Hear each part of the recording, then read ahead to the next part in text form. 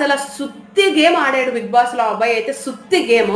ఆడపిల్లలు అయి ఉండి ప్రేరణ, యష్మి సూపర్గా ఆడారు. ఆ మాత్రం కూడా అబ్బాయి ఆడలేకపోయాడు.